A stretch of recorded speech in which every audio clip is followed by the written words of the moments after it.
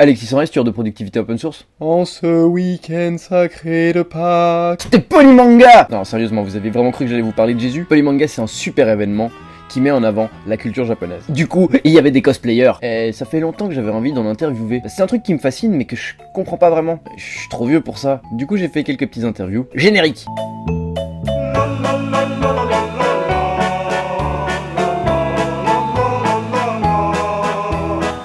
Ok, donc il va falloir m'éclairer un peu là, je connais pas bien de quel univers vous êtes sortis. Nous deux, on est de Kingdom Hearts. Alors moi c'est pas un personnage de cosplay, c'est j'ai créé ma propre personnalité, j'ai divisé ma façon de penser en plusieurs parties pour assumer ce que je suis. Vivi de One Piece. Il n'y a pas que ça, il y a plein de personnages, j'en ai 5. Exemple là, je suis un chaman masochiste, c'est le personnage maso qui aime le BDSM. Misaki Maid de Another. Tout ce qui est axé, d'accord, c'est peut-être pas forcément le meilleur domaine, mais accès cul, sadomaso, soumission et inversement, et domination.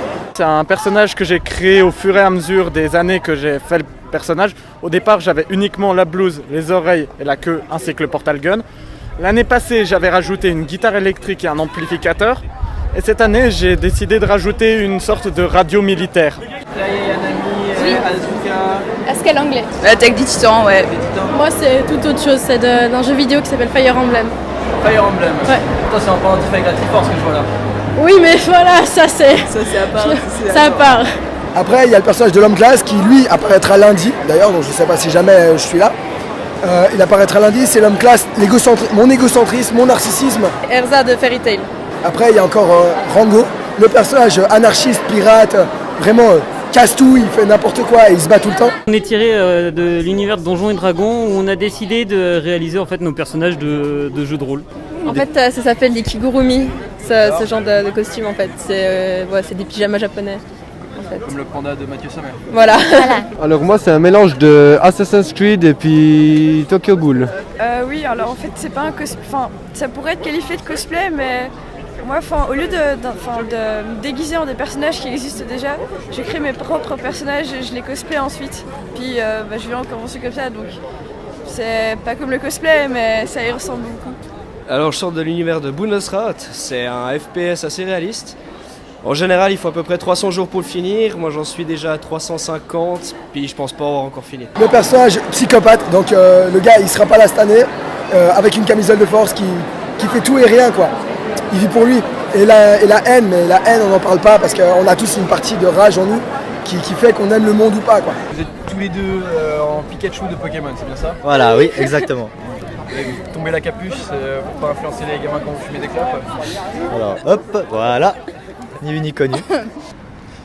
Et toi, du coup, Naruto? Naruto en mode élève un peu. Avec le pendentif de Tsunade, c'est ça? Ouais, un truc comme ça. D'accord, ouais. Et du coup, ouais, t'es déguisé en étudiant tokyoïde. C'est Naruto qui serait en mission d'infiltration dans le Japon contemporain. Exactement. Vous arrive de vous habiller comme ça dans la vie de tous les jours? Non. Non, pas vraiment. Non, pas du tout. C'est souvent dans les conventions, voilà, et surtout dans les rassemblements de fans de Star Wars. Non, c'est pas très confortable. Non, c'est vraiment un hobby qu'on a pour venir après en convention et voilà, faire le plaisir de construire des choses. Non, c'est que pour les occasions spéciales, vraiment. Dans la vie de tous les jours, je suis plutôt look gothique, ou passe-partout, mais non, dans la vie de tous les jours, je mets pas les écailles. Ouais, ça reste généralement pour les occasions, les grandes occasions, tout ça. Après, ça peut dépendre de l'occasion, ça pourrait être même pour carnaval, je pourrais le faire. Oui, tout le temps, tous les jours. Vraiment tous les jours. Vraiment? Oui. Tu sors comme ça, tu vas en cours comme ça? Ouais. Je sors comme ça, en perso de manga et tout. Tout le temps. C'est quoi? C'est dans le but de devenir le personnage, d'être plus proche du personnage? Non, c'est juste j'aime le style, alors du coup, je fais pareil. Ça vous arrive de vous habiller comme ça dans la vie de tous les jours? Souvent même. Ouais. Moi, ça dépend des événements. Pas vraiment en fait, d'habiller comme ça avec un manteau pareil ou avec un gros cœur comme ça en plein milieu. Ouais, moi quand je vais voir des potes, c'est comme ça, ouais. Voilà, c'est plus pour les festivals, les conventions et tout ça qu'on se déguise ainsi. Pas tant que ça, mais on va dire que la blouse d'atelier, ça c'est quelque chose que je porte quasiment tous les jours à cause de mon métier. Étant donné que je suis horloger, la blouse d'atelier pour moi c'est quelque chose d'assez naturel, on va dire. D'accord. D'accord. Et donc, c'est pas étonnant ton cosplay aussi Oui. minutieux, ça vient de ton métier aussi alors. Ça vient un peu de ça, oui. Donc en Suisse pure souche, horloger, le fromage et le chocolat. Oui, ça va paraître un peu cliché, mais oui. D'accord. Ouais, ça m'arrive, ouais. Ça m'arrive. De temps en temps, comme ça pour le délire, à des anniversaires ou autres. Pour aller faire les courses, peut-être pas. Alors dans la vie de tous les jours, non. Mais à des soirées comme ça, pour le délire, on se place un défi et on se dit tiens, on va aller à une soirée déguisée. Et on se déguise comme ça, et puis voilà. Oui, des fois, avec différents styles aussi, mais ouais, parce que j'aime le style voilà, que ça, et du coup, voilà, j'ai envie d'être comme je suis, enfin comme je me sens, quoi. Donc en gros, vous n'avez pas l'impression d'être déguisé, vous avez l'impression que c'est quand vous habillez comme moi ou comme d'autres gens que vous êtes déguisé. Voilà. C'est pas trop dur à assumer? Non. J'assume totalement ce que je suis. À force de le faire, j'assume. Donc je deviens vraiment ce que je suis. Ça m'aide à assumer ce que je suis en montrant qui je suis réellement. Donc quand on me propose un cosplay, j'explique que je suis pas un cosplay. Et souvent ça intéresse les gens et alors ils me posent des questions. Disons qu'à une certaine époque, oui, c'était dur à assumer. On avait tendance un peu à se faire regarder un peu étrangement. Mais maintenant, voilà, exactement, ça rentre un peu dans la mode en fait. Un peu, il y a plus personne qui fait vraiment attention en fait. Il faut s'assumer. Dans la vie, on choisit pas ce qu'on veut et tout ça. Donc je m'assume totalement. Merci. Donc c'est ça quoi. Si. Ça va encore, je trouve. Si on est bien souriant, ça donne envie aux autres de sourire aussi, donc c'est plus agréable. Par contre, si on tire la gueule, bien évidemment. Voilà, donc c'est une question de l'assumer. Si on l'assume bien, ça se passe bien. Là, faut juste s'en ficher du regard des autres, je pense. Vous venez souvent à Polymanga, c'est la première fois que vous venez? Toutes les années en fait, on est des habitués avec mon cousin là. Ouais, on est fans. On est des fans, on peut dire ça comme ça, effectivement. Oui, là c'est la 3e année qu'on vient en fait. Oui, ça fait depuis 2012 que je viens. Donc depuis la dernière édition qu'il y a eu à Beaulieu et jusqu'à présent. Ça fait 7 ans que je viens ici, c'est ma 7e année. Pour ma part, je crois que c'est la 4e ou 5e année que j'y vais. Moi, ça fait la 2e fois. Moi, c'est la 3e fois. Moi, 4e année. C'est la 6e fois, je crois, à peu près. Ça doit être la 6e année, mais j'aurais découvert plus tôt, j'aurais été depuis le début. Moi aussi. Moi aussi. Oui, 6e ou 5e fois, je pense aussi. Alors moi, c'est la 2e année. Moi, c'est la première fois. C'est la 5e année. 5e, ouais. Alors, c'est la 3e année que je viens. Alors, va moi, être toi, ça doit faire la 3e. 3e année pour moi. Et moi, ça doit être la 5e. Jeux vidéo, manga, animé, toute cette culture japonaise, J-pop, K-pop, tout ça, vous êtes dedans quoi? Ouais, moi je suis plus dans le J-rock quand même que... Ouais, moi pareil. Oui, manga et anime, beaucoup, jeux vidéo, on est un peu moins là-dedans, mais plutôt manga. Et à fond dans l'Asie, en général. On est plus porté, j'ai envie de dire, science-fiction, comics, etc., heroic fantasy. Après, moi, j'aime beaucoup aussi l'univers manga, Japon, etc. Mais c'est vrai qu'on a commencé en fait à baigner dans le jeu de rôle avec les copains qu'on a, à faire du troll ball qui est un sport un peu mélangé GN et football américain. Et donc voilà, c'est un mélange un peu de tout ça. Culture japonaise en général en fait. Ils ont une culture tout à fait, on va dire, des plus variées, on va dire. Ils se prennent pas la tête et c'est ça qui est cool, c'est surtout c'est ça qui est bien avec ce rassemblement ici, c'est que personne se prend la tête, puis tout le monde est détendu. Plutôt fantasy et science-fiction, beaucoup de fantasy, énormément. Enfin, je me suis inspirée de plein d'univers pour faire ça. Les Spalières, c'est le Hobbit. J'ai plein de pièces, plein d'aspirations différentes. Après, cosplay beaucoup et puis pas mal de création de bijoux, fabrication de bijoux avec les écailles que tu vois là. Je fais pas mal de bijoux aussi avec et de pièces d'armure. J'aime la culture manga et tout ça. J'aime vraiment la culture manga et tout ça. Je suis vraiment un fanatique, j'ai une collection de mangas, j'ai plein de trucs pas possibles. Mais c'est vraiment... Le costume n'a rien à voir avec les conventions, mais c'est juste pour montrer qu'il n'y a pas besoin de faire un cosplay. J'aime être unique, j'aime prouver aux autres qu'on peut être ce qu'on veut.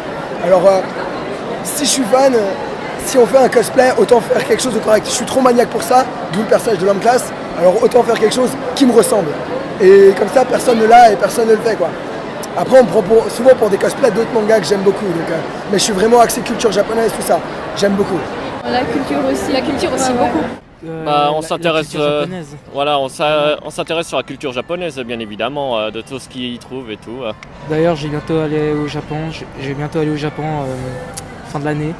Et premiers endroits où je vais aller, c'est Kyoto, Tokyo, je vais voir les temples. Manga, aux animés, aussi aux jeux vidéo, comme tu viens de le dire, et puis sinon la culture japonaise en général.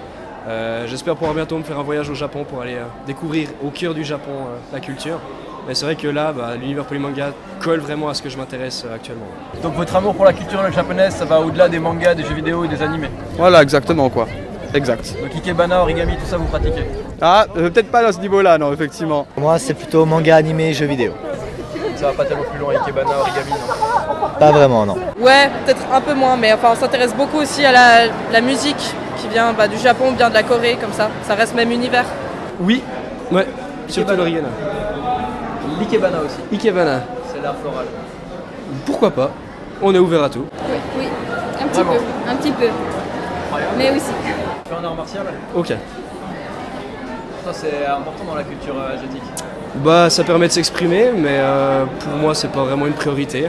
Je pense surtout à la culture, à la mentalité des gens, plus qu'à l'expression du corps. Qu'est-ce que tu veux voir en priorité cette année à Polymanga? Cette année, il y a 2-3 youtubeurs qui n'étaient pas présents l'année passée et d'autres qui sont revenus. Et pour moi, je trouve ça cool. Puis il y a aussi 2-3 concerts que j'ai bien envie d'aller voir. Je suis là pour Akame ga Kill, le créateur de Red Sword. C'est un manga tout récent. Il a déjà fait 4 tomes, je suis là pour la dédicace, c'est vraiment intéressant, c'est un bon manga. Et il n'y a pas que ça, je suis vraiment là pour l'ambiance, tout ça. Donc après, il y a plein d'autres trucs, c'est des amis que j'ai pas vus depuis longtemps et tout ça. Voilà. C'est pour le concours de cosplay. D'accord, donc toi tu participes? Non, moi je suis juste là pour spectateur, parce que j'aime bien voir les cosplays qui sont bien faits. Simplement, moi je trouve que c'est l'ambiance en général qui est juste dingue. Enfin, tout le monde est réuni au même endroit, on a tous les mêmes passions et c'est ça que je trouve chouette de partager ça avec tout le monde. Puis après, il y a les cosplays qui sont toujours assez intéressants, des youtubeurs qui sont cool à voir. Donc c'est vraiment un super moment en tout cas d'être ici 4 jours. Elle a tout dit en fait. Elle a un peu tout dit. C'est l'ambiance aussi, c'est un autre monde. Les cosplays, déjà les concours. Puis ensuite, ça nous fait plaisir de voir du monde, des amis, des gens qui partagent la même passion que nous. Alors en priorité, comme certaines années, c'est plus les dédicaces avec des youtubeurs tels que Mathieu Sommet, etc. Et d'autres, c'est plus, genre comme là cette année, c'est plus pour profiter du salon, visiter un peu, acheter 2-3 choses aussi. Gamer un peu aussi, normal. Et sinon, c'est plus détente cette année. Mais en gros, chaque année, c'est différent un peu. Alors en priorité, c'est Mathieu Sommet, Salut les Geeks, Noob. L'auteur du manga Akame ga Kill qui m'a beaucoup attiré, que je voudrais bien avoir un autographe de sa part justement, de leur part, parce que c'est un manga très intéressant. Ils ont fait très peu d'épisodes mais qui a fait un grand coup de cœur envers tout le monde, chez tout le monde, parce que l'histoire est tellement passionnante et tout que ça vaut la peine de regarder. Qu'est-ce que vous venez voir en priorité cette année à Polymanga? Personnellement, moi je viens surtout pour voir des amis. Et puis voir ce qu'ils vendent au stand. Et puis des fois il y a des conférences qui peuvent être pas mal. Mathieu Sommet et Antoine Daniel. C'est à peu près pareil pour moi aussi. J'approuve. Les concours de cosplay et les youtubeurs. Exactement. Et les films. Je viens surtout pour le village des artistes parce qu'il y a toujours des nouveaux dessins et c'est vraiment sympa que ça puisse être renouvelé chaque année. Moi je suis plus là pour le concours de cosplay, pour voir mes amis, pour profiter de te déguiser aussi. J'aime bien me cosplayer, ça me permet d'évacuer. J'ai par exemple là normalement je devais avoir d'autres cosplays mais j'ai pas eu le temps, je viens de finir mon service militaire. On est venu se balader en tout cas aujourd'hui. On espère qu'il y aura Antoine Daniel, il y aura SLG. Le concours de cosplay principalement. Voilà, moi personnellement demain je participe au concours groupe avec un Jack Frost du dessin animé Les 5 légendes. Antoine Daniel. Et puis les joueurs du grenier aussi, et surtout les concours de cosplay. Sérieusement, ils sont pas formidables. Vous voyez la passion dans leurs yeux quand ils parlent de leur costume ou de l'univers dont il est tiré? Moi, ils m'ont juste épaté et du coup, je suis content de les comprendre un peu mieux. Je voulais juste attirer votre attention un petit peu plus sur les 2 filles qui étaient en cosplay Evangelion, parce que... Donc ça c'est du fait main, hein. Vous avez rien acheté, peut-être les perruques, mais... Les barrettes on a acheté, les barrettes. Sinon c'est tout fait main. Ouais, elles les ont faites toutes seules. C'est un truc de ouf. La plupart d'entre eux, ils achètent leurs costumes. C'est bien aussi, je critique pas. Mais les gens qui les fabriquent, je trouve ça encore plus fascinant. Comme le rôliste qui était déguisé en nain, ou le type avec son portal gun qui avait fabriqué la majeure partie de son costume, avec une radio dans le dos de 20 kilos. Et la radio, elle fonctionnait. Ils m'ont épaté. Bon, sinon, vous avez peut-être remarqué qu'il y avait un Jedi à un moment dans les interviews. Ce qui fait, ça s'apparente à du cosplay, mais il a une démarche différente. Donc je vais laisser vous l'expliquer. Alors, je fais partie d'une association, The Jedi Order, qui est une association française et qui démarche également en Belgique. Et en quoi ça consiste? Alors, c'est une association avant tout de fans, hein, et c'est une association à but caritatif. C'est-à-dire qu'on va rassembler de l'argent et on va en profiter pour aller voir des enfants dans des hôpitaux. Donc c'est complètement social, en fait vous êtes des vrais Jedi quoi. Tout à fait. Faites le bien autour de vous quoi. Tout à fait. Et du coup ça marche, vous commencez à avoir des pouvoirs de la force ou pas tellement? Oui, on en a. On a beaucoup de Jedi et beaucoup de sites également. Là, ah, vous avez des sites aussi? On a des sites également. Et qui s'occupent des enfants aussi? Oui. Ah, c'est des sites peu communs alors? C'est peu commun, mais ils ont quand même le côté obscur. D'accord. Mais donc, persuasion et ce genre de truc, ça devient dans tes cordes quoi? C'est dans nos cordes. Certains d'entre eux avaient 2-3 trucs à ajouter, donc je leur laisse encore la parole. Vous avez quelque chose à ajouter? Non. Que la polymanga est toujours autant bien en fait, qu'on s'amuse toujours entre nos amis et tout ça. C'est à chaque fois un énorme plaisir de venir, on prend à chaque fois les 4 jours, même si en une fois on a fait tout le tour. C'est toujours un énorme plaisir de voir ce que les autres ont fait, ce que les autres travaillent. Et puis ouais, de pouvoir vraiment apprécier tous les stands dans les moindres détails. J'ai principalement filmé des gens finalement du public, mais au final ils font le spectacle aussi, ils font partie de la manifestation et ils l'alimentent, ils l'enrichissent, ils sont formidables. Mais au-delà de tout ça, si toute cette manifestation est possible, ils ont un staff qui fait un boulot formidable, parce que ça a pris des proportions énormes, c'était la 11e année, sauf erreur, c'est devenu vraiment très grand. Et donc pour le mot de la fin, je vais laisser un membre du staff, Pika Staff, vous raconter des anecdotes qu'il a vécues à Polymanga. Alors cette année, on a eu une surprise au niveau des entrées. On était déjà assez surbooké, surtout avec les préventes. Alors on a failli fermer la file des ventes, ce qui aurait pu poser un énorme souci au niveau des familles qui attendaient depuis quelques heures. Et j'ai été le bouc émissaire pour annoncer cette triste nouvelle. Plusieurs familles m'ont gueulé dessus, m'ont insulté comme du poisson pourri, ont demandé à ce que je ramène des supérieurs, mais je ne pouvais pas. Donc j'ai un petit peu flippé quand il y en a 2-3 qui m'ont bien crié dessus. Mais il n'y a pas eu de coups, de violence corporelle? Non, il n'y a pas eu de violence corporelle, verbale non plus, il n'y a pas eu d'insultes. Donc c'est quand même resté assez poli et calme. Mais le ton était un petit peu haussé. Donc par rapport à l'année passée, finalement, c'était pas si terrible, vu que l'année passée, tu as failli donner ta vie pour la cause. Est-ce que tu peux me raconter ta mésaventure de l'année passée à Polymanga? Alors, il y a que l'année dernière, je faisais les entrées, mais l'après-midi, je faisais la sécurité dans le poly. Donc, pour passer incognito, je devais enlever mon t-shirt de staff. Et les free hugs, enfin les énormes free hugs étaient interdits. Résultat, étant déguisé en Pikachu, j'ai foncé pour arrêter l'un de ces énormes free hugs. Sauf que, après avoir roué pas mal de coups, je me suis retrouvé en dessous le free hugs. Grâce à des collègues avec un mégaphone, ils ont réussi à dissiper le groupe. Et j'étais un petit peu tremblotant. Et on m'a dit comme quoi j'étais libre pour toute la journée parce que être sous une centaine de personnes, ça fait quand même relativement peur. Donc t'as failli être écrasé par une marée humaine de cosplayers en fait? J'étais écrasé par la marée humaine de cosplayers. Mais tu as survécu? J'ai survécu par je ne sais quel miracle. Le miracle de Pokémon, merci Pika Staff. Pas de soucis. Bonne continuation et peut-être à l'année prochaine.